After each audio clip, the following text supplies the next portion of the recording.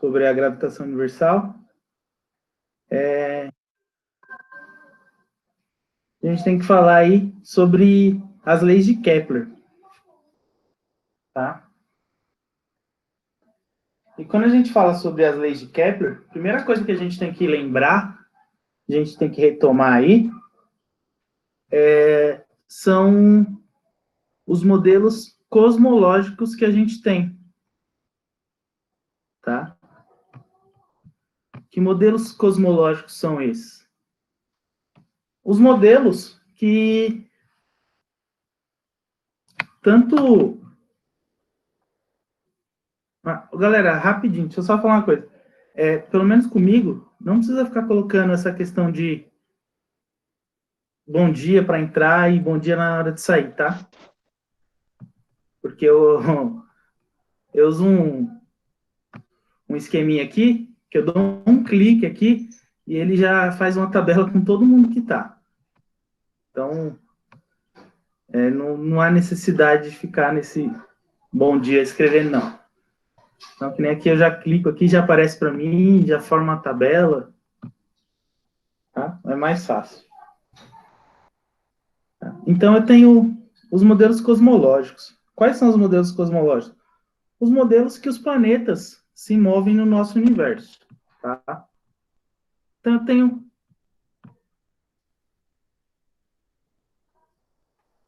dois modelos que foram, né, aprimorados aí. A gente começa pelo geocentrismo, que a Terra é o centro do universo e tudo gira em torno dela, né? Isso aí antes de Cristo vem.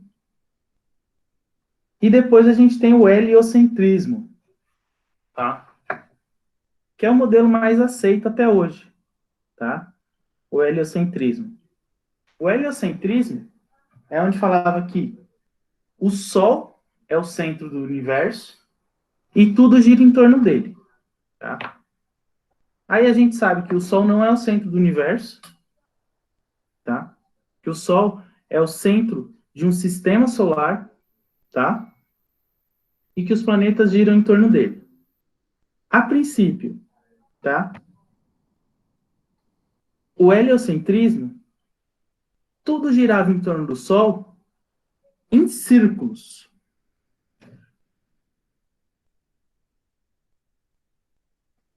Então, o Sol está aqui. Tudo girava em círculos, tá? Círculos perfeitos. Então, Mercúrio, Vênus, Terra, Marte, Júpiter, Saturno. Todo mundo girando aí em círculos mais ou menos perfeitos, tá? E aí Galileu, durante anos, Copérnico, durante anos, foram estudando isso aí e provando, tá? Anos depois, Kepler desmistificou isso aqui, tá? Colocou isso aqui por água abaixo, tá? Ele estudou durante 30 anos, tá? Durante 30 anos, o Kepler estudou o movimento de Marte em torno do Sol, tá? Para provar que, sim, Marte girava em torno do Sol, Marte girava em torno do Sol, porém,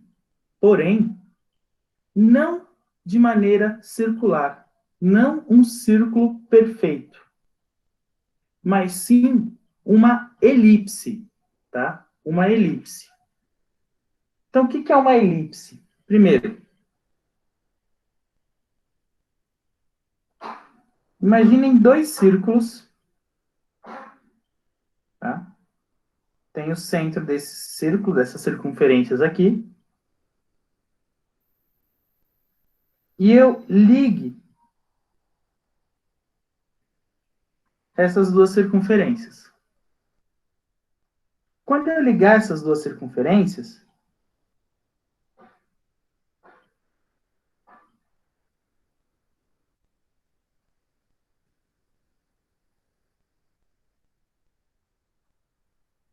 eu vou ter isso aqui, tá? Mais ou menos aí. né? Eu tenho uma elipse. Então, uma elipse nada mais é do que parecido com o símbolo da Oakley, tá? Quem conhece a marca aí. Isso é uma elipse, tá? Toda elipse tem dois focos. O que são esses focos? É como se fosse o centro da circunferência, tá? Então, Kepler provou que os planetas, eles giram em torno do Sol, eles giram em torno do Sol, mas não em círculos, mas sim em elipses, tá? Sim em elipses. E o foco dessas elipses, o foco delas, um dos focos, então tem uma elipse aqui, ó.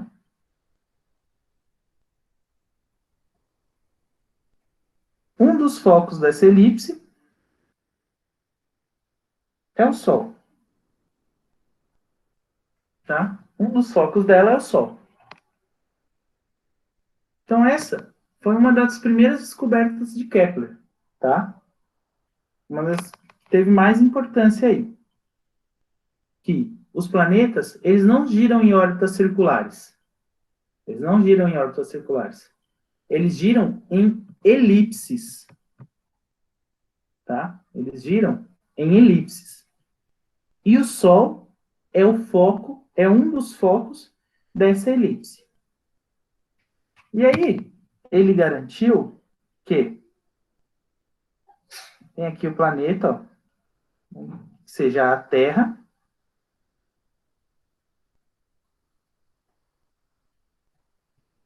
tá? Seja a Terra.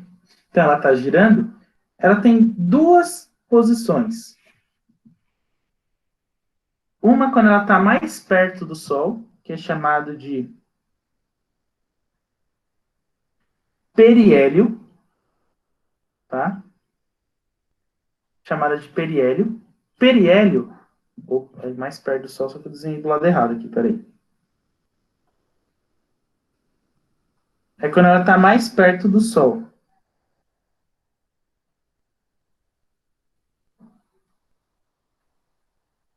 É o periélio, é quando ela está mais perto do Sol.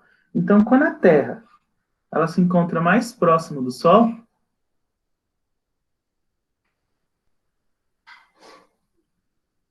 é o meu periélio, tá? E quando ela está do outro lado, que ela está mais longe do Sol, é o meu afélio, tá? Então, perto do Sol, quando a Terra está mais perto do Sol, é o meu periélio. E quando ela está mais afastada do Sol, é o meu afélio, tá? Isso aí dá uma diferença de aproximadamente 800 mil quilômetros, tá? De um para outro. São distâncias muito grandes, tá? Então, essa é a primeira lei de Kepler. Então, para a gente, para nós, a primeira lei de Kepler vai falar o seguinte, né?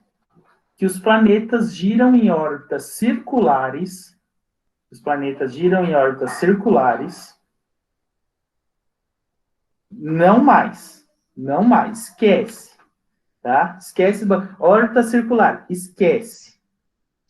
A lei de Kepler garantiu, provou, só para vocês terem uma ideia, ele estudou a órbita de Marte durante 30 anos, tá? Então, ele acabou com esse negócio de órbitas circulares. Acabou. Então, primeira lei de Kepler.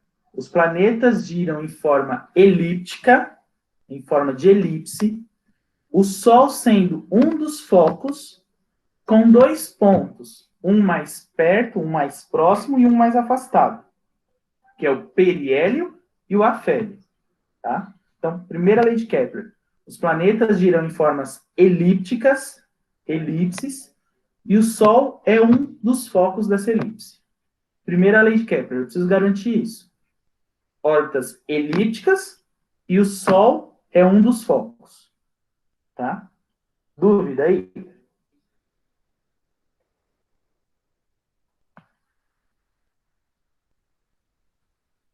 E aí a gente vai para a segunda lei de Kepler, tá? A segunda lei de Kepler. Na segunda lei de Kepler, ele já tinha provado para mim, para nós,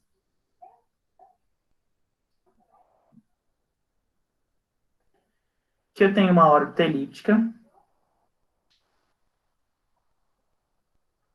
o Sol está aqui, sendo um dos focos. Tá? Segundo Kepler,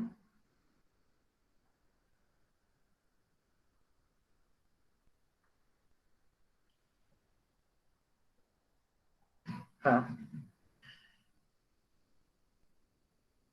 O espaço que ele percorreu daqui até aqui, ele percorreu um espaço aqui. Ó. E aqui ele percorreu outro espaço. Vamos mudar a cor aqui. Então, esse verde aqui, ó, esse verde, e tem o vermelho lá do outro lado. E o vermelho aqui, ó. Então, Kepler falou pra gente que aqui ele demorou 3 meses para percorrer. Esse espaço aqui é muito maior, tá? O verde, ele é muito maior, né? Olhando proporcionalmente aí, ele é muito maior. Mas Kepler falou que ele também demorou 3 meses para percorrer esse espaço, tá? Ele demorou 3 meses também para percorrer esse espaço. Tá? Mas, professor, mas aqui é muito maior do que lá. Se ele percorrer um espaço maior no mesmo tempo, um espaço maior no mesmo período de tempo, significa que a velocidade dele aqui, no verde, é maior do que a velocidade no vermelho. Tá? Então, ele fala que a velocidade no verde é maior do que a do vermelho. Segundo Kepler,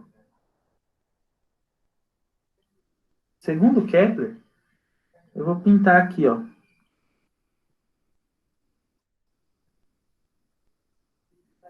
Aqui, e vamos pintar aqui. Eu tenho duas áreas aqui, ó. Tem duas áreas.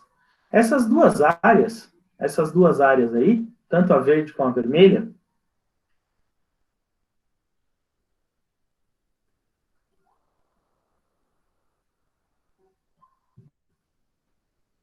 então, a vermelha, desenhar aqui.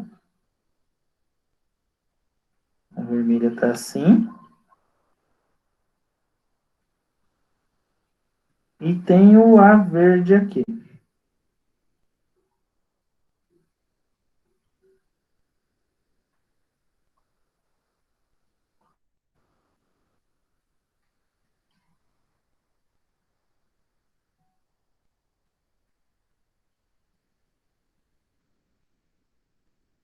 Tá? Tem essas duas áreas aí. Então, tem aqui, ó. Só voltei aqui, que elas têm duas áreas aqui. Segundo Kepler, essas duas áreas são iguais. Essas duas áreas têm o mesmo tamanho. Aí você fala assim, professor, mas como elas vão ter o mesmo tamanho? É impossível elas terem o mesmo tamanho. Tá? É impossível elas terem o mesmo tamanho. A área de um triângulo, base vezes altura dividido por 2. Tá? Base vezes altura dividido por 2. Essa base vermelha é muito menor do que a base verde. Porém, a altura da vermelha é muito maior que a altura da verde. Tá? Então, Kepler provou que essas áreas, a verde e a vermelha, elas são iguais. Por que elas são iguais? Porque o tempo que os planetas gastaram para girar, para fazer esse caminho, é o mesmo. Então, Kepler provou para a gente que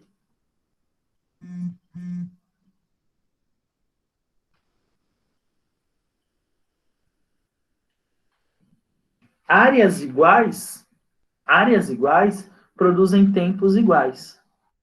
Então, a área 1, chama a área vermelha de área 1, dividido pelo tempo que ela gastou 1, é igual a área 2 dividido pelo tempo 2. Ou seja, tá? Ou seja, a área gasta em 3 meses de um lado é igual à área gasta 3 meses do outro lado. Então, se ela gastou 3 meses aqui na verde, tá? Se ela gastou 3 meses aqui na verde, a área produzida aqui na verde é igual à área produzida aqui na vermelha durante 3 meses. E a área azul aqui, ó,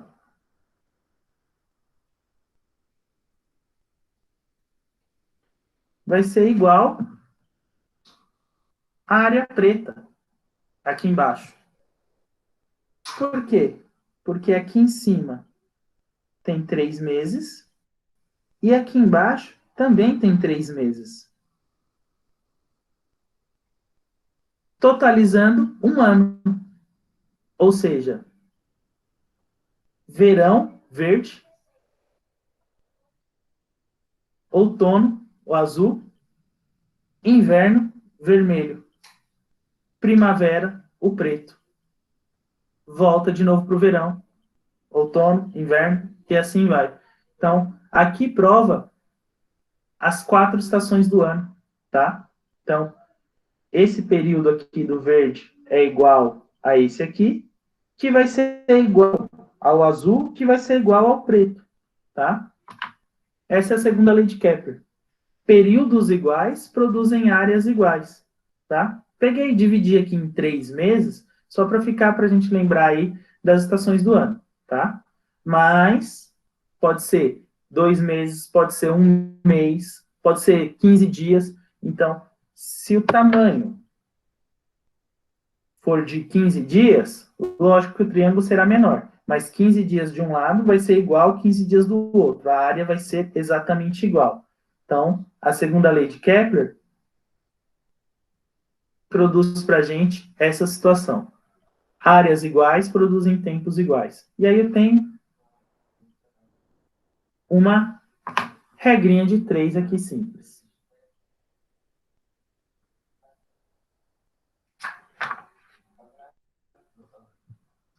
Dúvida disso aí, galera?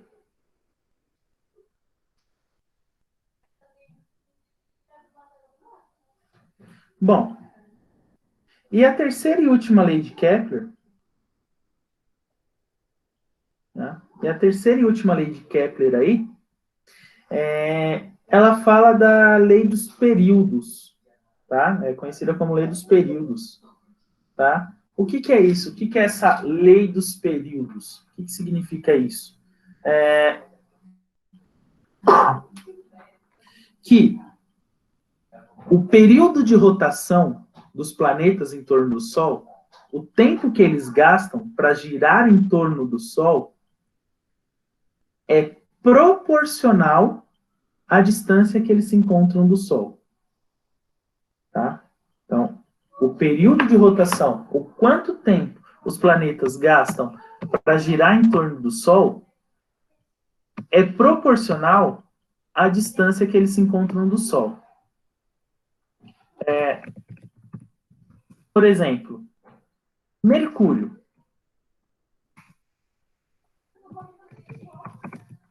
Mercúrio demora 88 dias, tá? Mercúrio demora 88 dias para dar uma volta em torno do Sol, tá? Demora 88 dias para dar uma volta em torno do Sol. Então, enquanto a gente gasta 365 dias, né? 365 dias e 6 horas, para ser mais exato, Mercúrio o primeiro planeta, ele demora só 88 dias, tá? Só 88 dias. Aí, Vênus já demora mais que ele, tá? Demora cerca de 230 dias para dar uma volta. Aí a Terra, 365. Marte, quase 600. E assim vai. O último planeta, tá? O último planeta, Urano, ele demora 164 anos, 164 anos para dar uma volta em torno do Sol, tá? Então, enquanto a Terra demora 365 dias,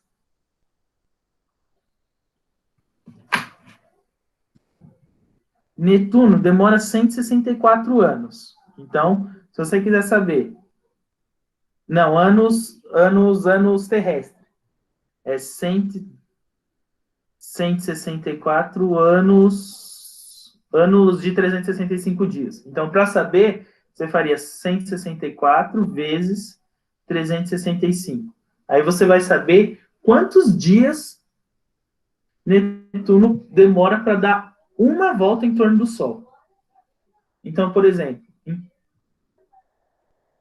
se você tem 15 anos, tipo assim, o que eu não vi aqui. Alguém falou aqui. Deixa eu ver aqui. Peraí, só deixa o chat carregar aqui, tá passado. A internet está dando uma colaborada bacana.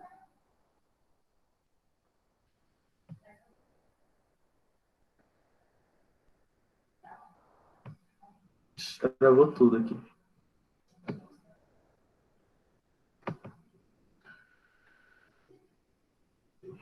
Foi. Ah, é isso mesmo, Pedro. Porque ele demora mais de 150 anos para dar uma volta. Tá? Ele demora mais de 150 anos para dar uma volta. Tipo aqui, que nem mais de 150. Se Netuno demora 164, vai demorar tipo, ainda mais que isso. Por isso que está aí de 1930 a 2100 e pouco, tá? Então é por conta disso, tá? Então quanto mais perto, mais rápido você vai girar, tá? Então quanto mais perto você tiver, mais rápido você vai girar. Essa é a terceira lei de Kepler, tá? E quanto mais perto você tiver, mais rápido você vai girar. Então, para Kepler conseguiu garantir, tá, para gente o seguinte, que o tempo de rotação ao quadrado dividido pelo raio ao cubo é constante, tá? Vai dar sempre uma constante. Vai dar sempre um valor ou K ou 1, tá? Então, em alguns lugares você vai ver K, em alguns lugares você vai ver 1, tá? Mas, comumente, a gente utiliza K. Por quê? Porque isso serve para todos os planetas, tá? E tanto Mercúrio, Vênus, Terra do nosso sistema solar, quanto os exoplanetas, que são os planetas que não estão no nosso sistema solar, né? Estão fora do nosso sistema solar. Então, esses planetas também vão obedecer essa lei, tá? O tempo de rotação ao quadrado dividido pelo raio ao cubo é constante. Então, na Terra, se você pegar os planetas da Terra, quanto tempo demora? 365 dias. Então, você faz 365 ao quadrado dividido pelo raio dessa órbita. Tá? Pelo raio dessa órbita. Fez essa divisão, vai dar um número. Para saber se um outro planeta descobriram um outro planeta, além de Netuno, Plutão, que não é mais planeta, descobriram um novo planeta. Esse novo planeta, eles descobriram e quer saber se a órbita dele também é igual à da Terra, tá? Se ele obedece às mesmas situações. Então você vai ter que calcular, primeiro, quanto tempo ele demora para dar uma volta em torno do Sol, pegar esse número e elevar ao quadrado e dividir pelo raio dele, ou seja, a distância dele até o Sol, ao cubo. E tem que dar o mesmo valor do que o da Terra, Mercúrio, de Vênus, Marte, Júpiter, vai ter que dar o mesmo valor, tá? Então, essa é a terceira lei de Kepler. A terceira lei de Kepler garante esta fórmula aqui, esta razão, que serve para todos os planetas. Então, perto da estrela Alpha Centauri, tem vários planetas girando. Um dos planetas é o Kepler F52b, né? Se eu não me engano, é Kepler F52b, mais ou menos assim o nome. É em homenagem ao Kepler, tá? É um planeta que ele parece muito com a Terra, tá? As imagens dele são das fotos, das imagens que se tem, é um planeta muito parecido com a Terra, né? Tem atmosfera, se vê azul, imagina-se que é água. É um planeta que, teoricamente, ele seria habitável, né? Pela distância dele da estrela e pelas imagens que tem, as projeções que tem, é que ele seria um planeta habitável. Então, lá também garante-se isso, tá? O tempo de rotação ao quadrado dividido pelo raio ao cubo é uma constante, tá? Essa é a lei dos períodos, ou mais comumente chamada de lei de Kepler, tá? Simplificando isso, quanto maior a distância, maior vai ser o tempo de rotação. Quanto maior a distância, maior será o tempo de rotação. Dúvida aí, galera?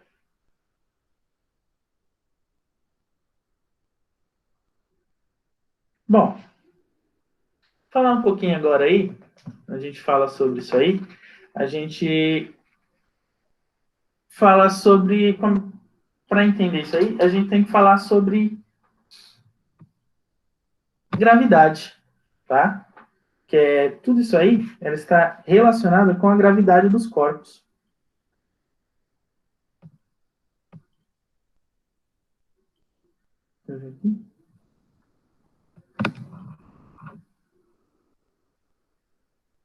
Sem problema, Milena. Tranquilo. Tá? Então, a gente fala aí sobre a gravidade dos corpos. Tá? E quando a gente começa a falar em gravidade, tá? A gente tem que falar aí, né, no começo da ideia da gravidade foi a do Newton, que estava na macieira, embaixo da macieira estudando, e caiu uma maçã na cabeça dele, e ele falou Eureka e descobriu a gravidade. Tá? Não foi tão simples assim, tá? O Isaac Newton não estava lá sentado, isso é uma lenda, né? Uma história que se conta, que a maçã caiu na cabeça dele e daí ele descobriu a gravidade. Não, ele vinha estudando isso faz tempo, né? E aí foi uma maneira bonita de se contar, né? Uma maneira bonitinha de se contar uma história aí, tá?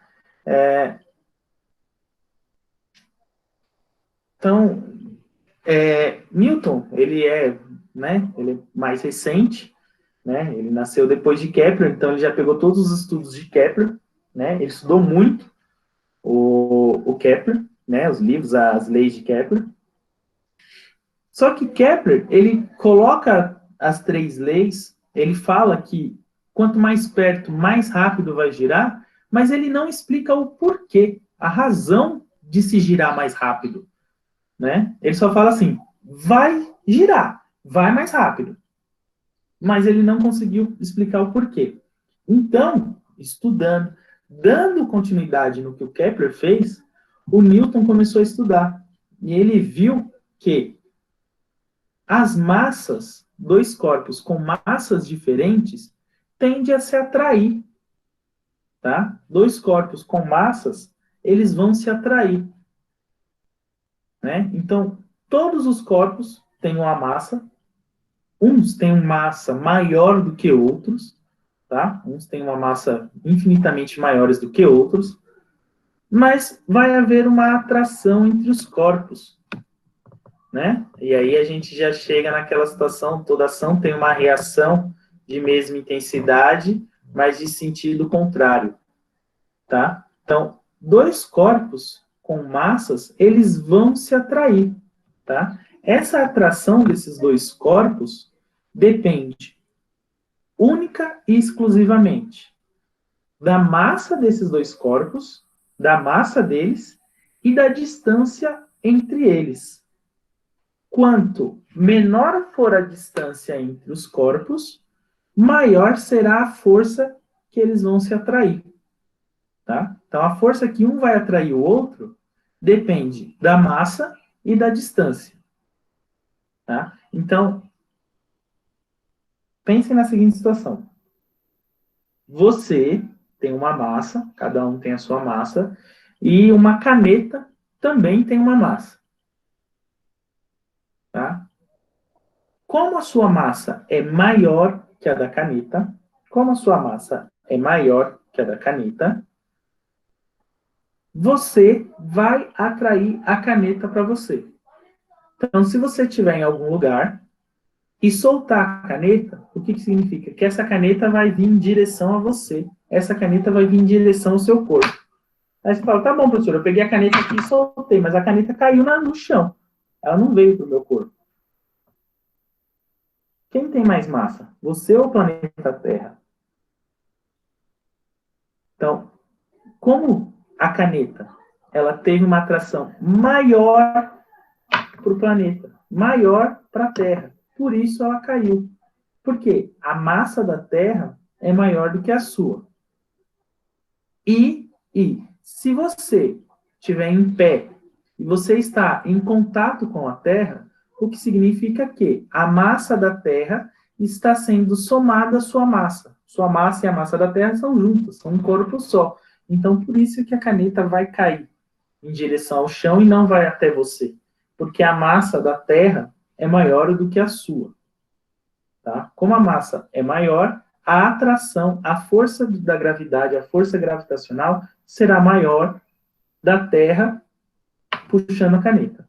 Agora, se você estiver num local, num lugar, no espaço, longe o suficiente de todos os planetas, longe aonde não existe nenhum planeta, nenhuma estrela, nada, nada, nada, a uma distância infinitamente grande, tá? Infinitamente grande, aonde não exista mais força nenhuma. E você soltar essa caneta, tá? Ela vai em direção ao seu corpo.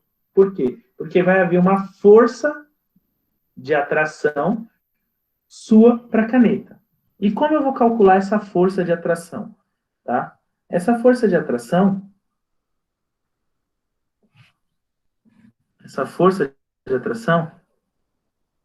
é dada pela gravidade universal, tá?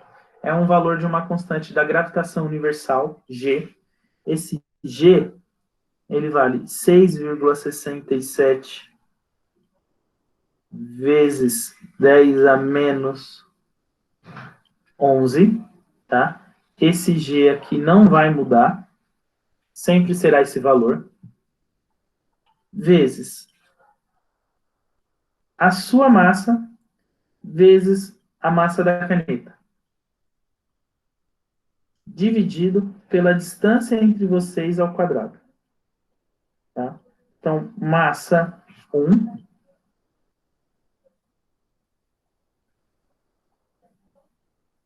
massa 2, e D é a distância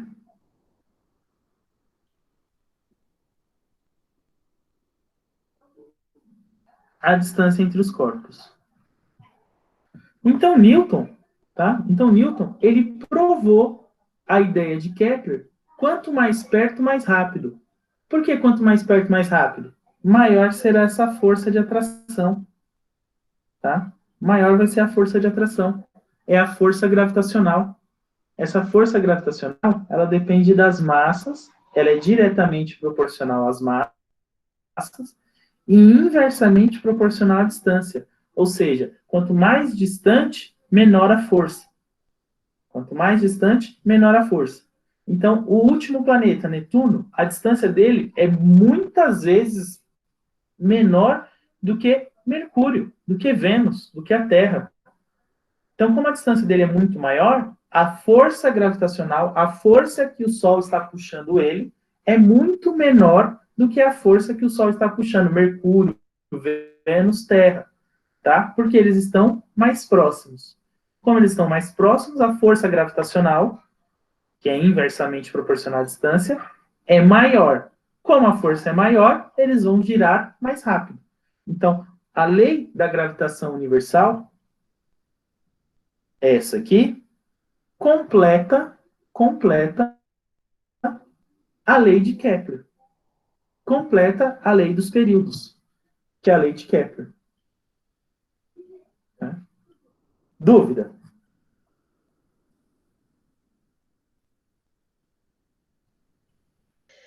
Professor, a gente vai ter que decorar esse número, que é o G? 6,67? É, Sim, tá bom. sim, Pedro. Ele é uma constante, ele não vai mudar, tá? Ele não vai mudar nunca. Ah, vai ser sempre 10 elevado a menos 11, professor? Sempre, sempre, sempre. Não muda. Esse valor aí, sempre que falar em gravitação, sempre que falar no. É que tem outras fórmulas na física que a gente vai usar G também. Mas sempre que a gente estiver se referindo à gravitação universal, sempre, sempre, sempre, o 667 vezes 10 menos 11. Tá? Não muda. Esse não muda. Tá?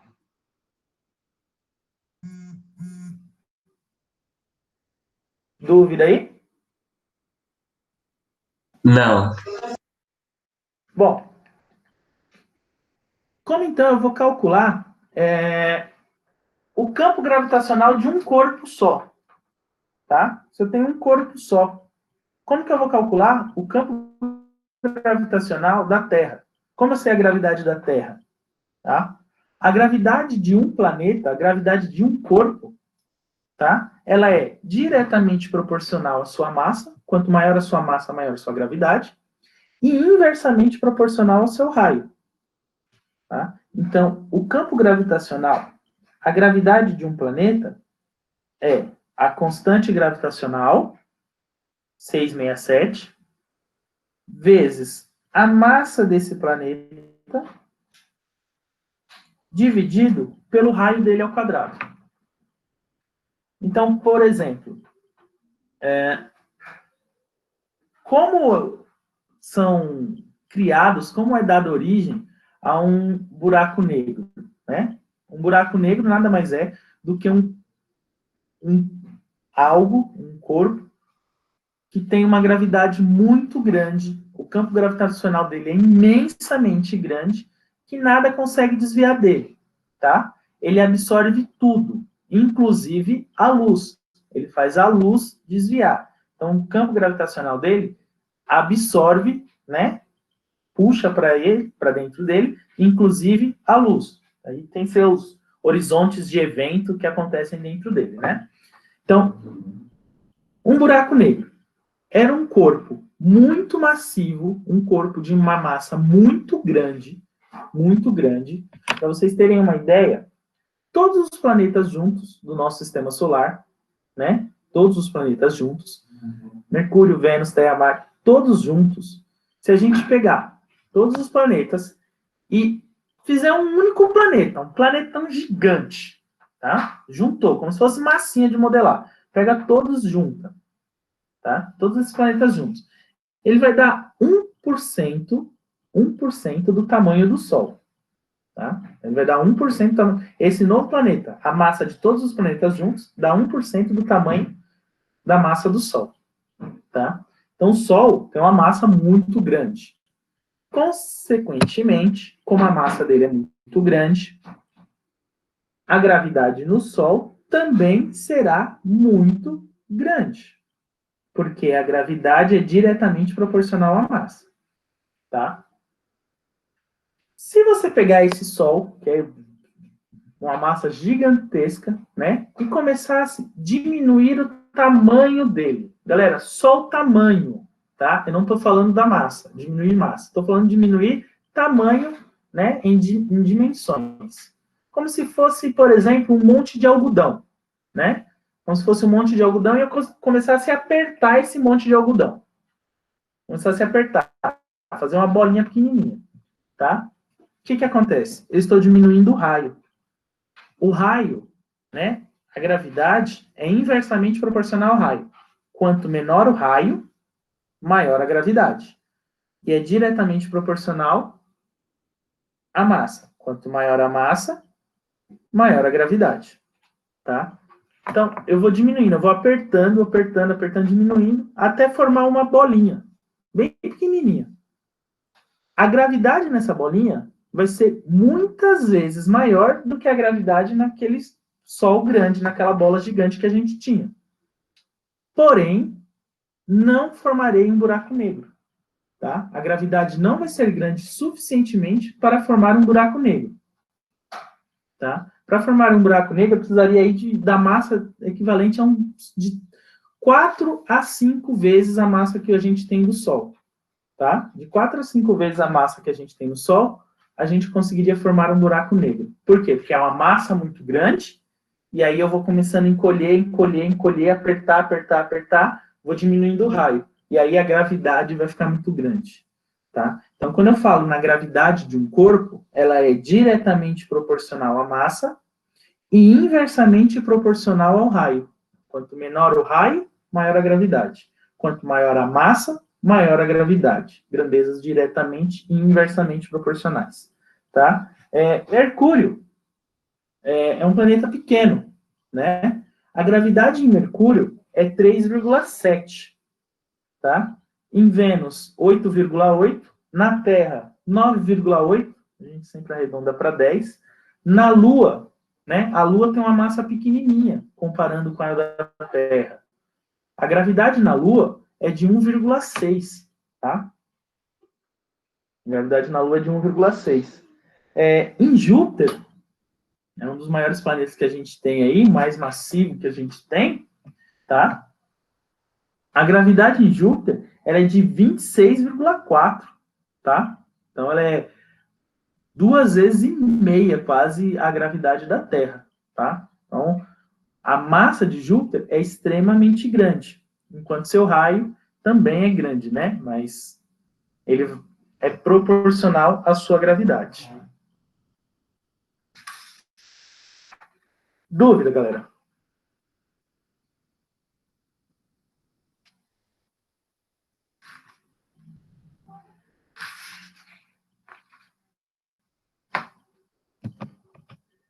Então, ó,